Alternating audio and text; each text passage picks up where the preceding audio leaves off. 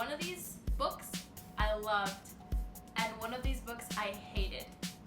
You guys guess which? You can take the poll up in the info card or leave your guess down in the comments below.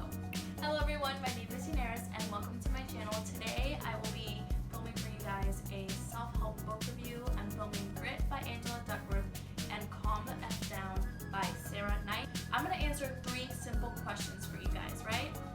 Is this book worth the read? What is this book actually about? And is this book informative or inspirational? So, if you guessed that Grit by DuckWorth was the book that I hated, you guys are correct. I'm just gonna be really honest, brutally honest with you guys. I absolutely hated this book. I don't know if it was because I had really high expectations for this book. I had seen it all over Pinterest. I read a lot of reviews. A lot of people were loving this book. Like, people were saying really great things about this book, and I wanted to like this book. But in reality, it's just not worth the read. The book is informational, okay? It's 90% of the book is just psychology research on how people who have perseverance and who have grit succeed better than people who are just talented. So people who work really hard and people who never give up and people who wake up every single day and just grind, they have a better likelihood of succeeding in whatever it is that they're working towards than people who are just talented, because people who are talented have all those things come naturally to them. They're not used to having to work hard. They're not used to having to put in all that effort because they're talented. So that's basically what the book is about, but there weren't really any actionable steps. I read self-help books so that I can get like techniques and habits and just new things to implement for me to like push myself and grow as a person. And this was just like psychology research. It was just a bunch of experiments and studies. And while she is a very, very credible lady, she is a psychologist. What she does is research. So she had, all of the citations and all of the experiments like completely explained and a lot of evidence, and she really backed up her argument, but that's all it was. I don't know if it's that the book was marketed incorrectly. Maybe I misread what the book was going to be about, but I was just like completely disappointed. When you're reading, usually you don't want the book to end, and this is one of those books that I was like, okay, like, come on. And not only that, but the book was so incredibly drawn out. I mean, I feel like that book easily could have been a good old like 150 pages. I think it was anywhere from 250 to 300 and something pages, but it easily could have been just a short little book.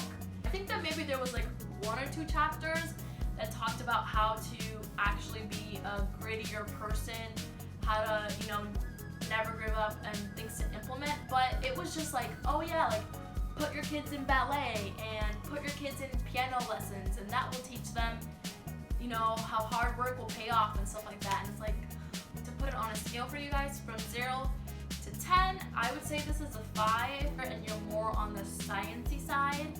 You might like this book. Otherwise, if you're looking for like personal development and like growing as a person and techniques that will help you get there, it's just not it, sis.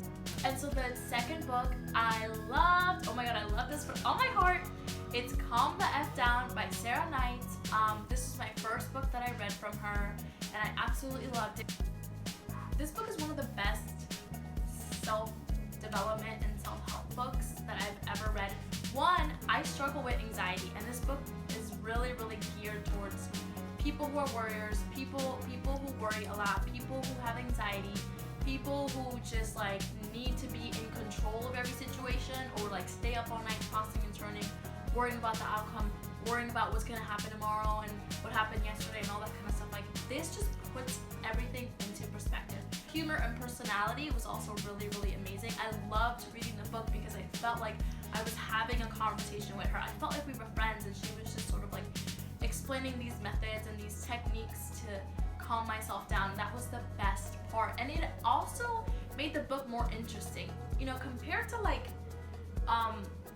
Angela's book, or maybe I should say her last name, DuckWorth's book, she had a lot of like biography information, like, talked about some of her early childhood experiences and what her parents were like and that kind of stuff, and how she went research she did at college, and that was great, but I couldn't really see her personality in the book. I couldn't really like imagine her as a person like speaking to me through the book, because that's what a book should really be, whether it's nonfiction or not.